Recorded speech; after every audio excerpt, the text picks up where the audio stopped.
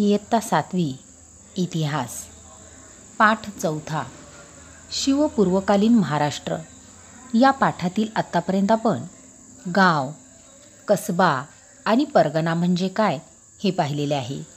त्याचप्रमाणे वारकरी पंथांचे कार्य यामध्ये आपण संत नामदेव, संत ज्ञानेश्वर, संत एकनाथ आणि संत तुकारामांनी समाजामध्ये जनजागृती कशी घडवून आणली हे सुद्धा पाहिलेलं आहे. यानंतर आपण या पाठाचा शेवटचा घटक पाहणार आहोत. विद्यार्थी मित्रांनो, संतांनी लोकांमध्ये जनजागृती करण्याचे महत्त्वाचे कार्य केलेले आहे व त्यांच्या या कार्यामुळे काय झाले पहा, आपल्या महाराष्ट्रातील लोकांमध्ये आत्मविश्वास निर्माण झाला. पूर्वीच्या काळी लोक अंधश्रद्धेच्या आहारी गेलेले होते. कोणतेही संकट आले किंवा काहीही झाले तर प्रयत्न न करता सर्व काही देवावर सोडवायचे, असा पूर्वीच्या लोकांचा स्वभाव होता. तर संतांनी जेव्हा हे जाणले की आपल्या जनतेची स्थिती ही खूप हलाखीची झालेली आहे, ते दैववादाच्या आहारी गेलेले आहेत, तेव्हा संतांनी वेगवेगळ्या मार्गातून त्यांना एकत्र आणण्याचे आणि त्यांच्यामध्ये आत्मविश्वास निर्माण करण्याचे कार्य केले. संतांनी लोकांना समतेचा संदेश दिला. सर्वांनी मिळून मिसळून एकीने राहावे असा संदेश त्यांनी लोकांमध्ये रुजवला. तसेच त्यांनी माणुसकी आणि मानवता धर्म महाराष्ट्रातील जनतेला शिकवला. एकमेकावर प्रेम करावे, एकत्र यावे, एकजुटीने राहावे ही त्यांची शिकवण होती. आणि त्यांनी हे जे कार्य केलेले आहे पहा, लोकांमध्ये जागृती निर्माण करण्याचे, यामुळेच लोकांमध्ये आत्मविश्वास निर्माण झाला. जेव्हा परचक्र म्हणजे परकीयांचे आक्रमण आणि दुष्काळजन्य परिस्थिती निर्माण व्हायची, तेव्हासुद्धा किंवा इतर निरनिराळ्या प्रकारची निसर्ग संकटे आली तरीसुद्धा त्याची पर्वा न करता कसे जगायचे याविषयी त्यांनी लोकांना केलेले उपदेश म्हणजेच लोकांचा एक मोठा आधार ठरला. त्यांच्या या उपदेशामुळेच लोक खचून गेले नाहीत. त्यांनी संकटाची पर्वा न करता त्याला खंबीरपणे ते सामोरे गेले. माणसामध्ये एकदा आत्मविश्वास निर्माण झाला की तो कोणतेही कार्य खंबीरपणे करतो पहा. आत्मविश्वास असणे खूप गरजेचे आहे. जोपर्यंत आपला स्वतःवर आत्मविश्वास राहत नाही, म्हणजे विश्वास राहत नाही, तोपर्यंत आपण कोणतीही गोष्ट खंबीरपणे करू शकत नाही. तर महाराष्ट्रातील लोकांमध्ये हा जो आत्मविश्वास होता तो या संतांच्या शिकवणुकीमुळे म्हणा किंवा त्यांनी जो संदेश दिलेला आहे त्याच्यामुळे हे सर्व शक्य झालेले आहे. संतांनी कधीही जातीभेद मांडला नाही पहा. त्यांनी त्यांच्या शिष्यांमध्ये सर्व जाती जमातीतील स्त्री पुरुषांना सहभागी करून घेतले. तसेच त्यांना समजतील अशा आपल्या मराठी भाषेमध्ये त्यांनी गवळणी, अभंग, भारुडे इत्यादीच्या माध्यमातून लोकांची जागृती करण्याचे प्रयत्न केले.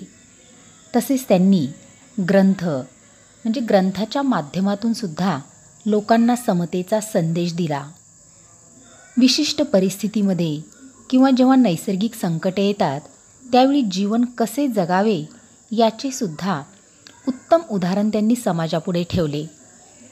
समाजामध्ये जेव्हा धर्माच्या नावाखाली जातीभेद होत होता, लोक एकमेकांशी वैरत्व भावनाने वागत होते, तेव्हा अशा परिस्थितीत संतांनी पुढे येऊन समाजाचे रक्षण केले.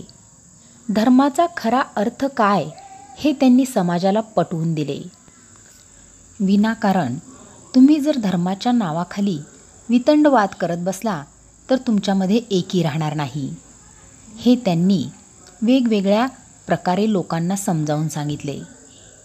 ते समाजातील सर्व स्तरातील लोकांमध्ये मिसळून जात असत. त्यांची सुखदुःखे समजावून घेत आणि यामधूनच त्यांनी त्यांच्यामध्ये भक्ती मार्गाचा पुरस्कार केला. परंतु हे कार्य करत असताना संतांनासुद्धा अनेक संकटांना सामोरे जावे लागले पहा. चांगलं काम करणाऱ्यांना नेहमी अडथळे येतात, हे काही खोटे नाही पहा. समाजातील काही कर्मठ लोक संतांना या कामामध्ये विरोध करू लागले. परंतु त्यांचा हा विरोधसुद्धा संतांनी सहन केला, कारण त्यांना समाजातील सर्व लोकांना एकत्र आणायचे होते आणि लोकांमध्ये जागृती करणे हे आपले एक कर्तव्यच आहे असे संत मानत. तुका म्हणे तोची संत, सोशी जगाचे आघात. पहा, संत तुकारामांनी किती सुंदर शब्दामध्ये खऱ्या संतांचे लक्षण सांगितलेले आहे. संत तुकाराम महाराज काय म्हणतात, तर खरा संत तोच आहे जो जगाचे सगळे आघात सहन करतो. मुलांनो, पूर्वीच्या काळी वेद सांगण्याचे अधिकार फक्त शास्त्री पंडितांना होते. मग हे शास्त्री पंडित खूपच अहंकारी होते.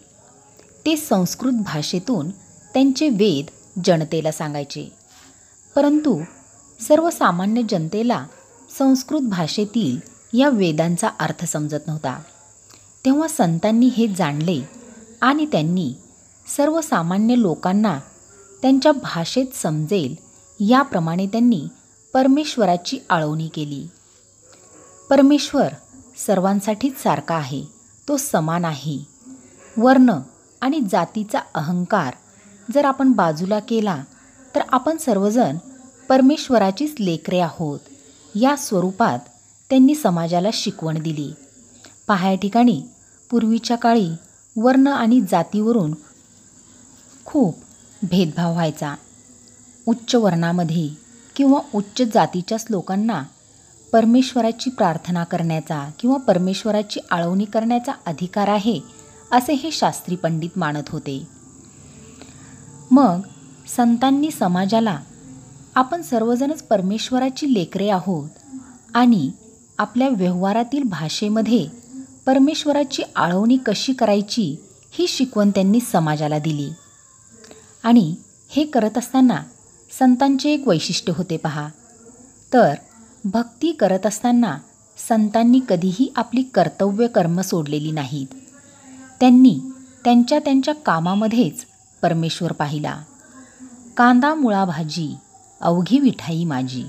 पहा, कांदा मुळा भाजी अवघी विठाई माझी असे कोण म्हणत होतं, तर संत सावता महाराज. खरं तर हे विधान शेतीच्या संदर्भात आहे. पहा, म्हणजे आपण जी शेतीची कामे करतो त्या संदर्भात आहे. परंतु शेतीची कामे करत असतानासुद्धा त्यातूनसुद्धा संत सावताने किती सुंदर शब्दामध्ये विठ्ठलाची आळवणी केलेली आहे. तर यामधूनच आपल्याला संतांनी त्यांची कर्तव्य कर्म सोडलेली नाहीत हे दिसून येते. संतांच्या दैनंदिन जीवनातल्या अन्य प्रकारची जी कामे होती त्यांनासुद्धा हे लागू आहे. संतांनी त्यांचे व्यवसाय सांभाळून भक्ती, उपदेश आणि कवित्व केलेले आहे. त्यांनी समाजाच्या नैतिक जाणीवा विकसित केलेल्या आहेत. यानंतर आपण संत रामदास स्वामी यांनी लोकजागृतीचे कार्य कशा प्रकारे केले ते पाहूयात. संत रामदास स्वामी हे मराठवाड्यातील जांब या गावचे होते. त्यांनी बलोपासनेचे महत्त्व स्पष्ट केले आहे. मराठा तितुका मेळ व्हावा, महाराष्ट्र धर्म वाढवावा, हा संत रामदास स्वामींचा संदेश प्रसिद्ध आहे. त्यांनी दासबोध, करुणाष्टके आणि मनाचे श्लोक इत्यादीच्या माध्यमातून जनतेला व्यावहारिक शिक्षणाचे धडे दिलेले आहेत. विद्यार्थी मित्रांनो, आपण दररोज शाळेमध्ये परिपाठाच्या वेळेस मनाचे श्लोक म्हणतो. तर हे मनाचे श्लोक संत रामदास स्वामींनी लिहिलेले आहेत. यामधून विद्यार्थ्यावर, मुलांवर चांगल्या प्रकारचे संस्कार होतात. लोक चळवळीचे आणि लोकसंघटनेचे महत्त्व त्यांनी समाजाला पटवून दिलेले आहे.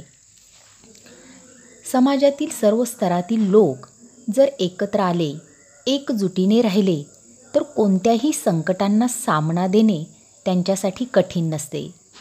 त्यामुळेच त्यांनी लोकांना जागृत करण्यासाठी लोक चळवळीचे माध्यम निवडलेले आहे. चाफळ या ठिकाणी समर्थ रामदासांनी समर्थ संप्रदाय स्थापन केला आणि या संप्रदायाच्या माध्यमातून त्यांनी समाजातील विविध स्तरातील लोकांना एकत्र आणले. लोकसंघटनेचे महत्त्व त्यांनी या संप्रदायाच्या माध्यमातून समाजापर्यंत पोचवलेले आहे. रामाच्या आणि हनुमानाच्या उपासनेचा प्रसार त्यांनी समाजामध्ये केला.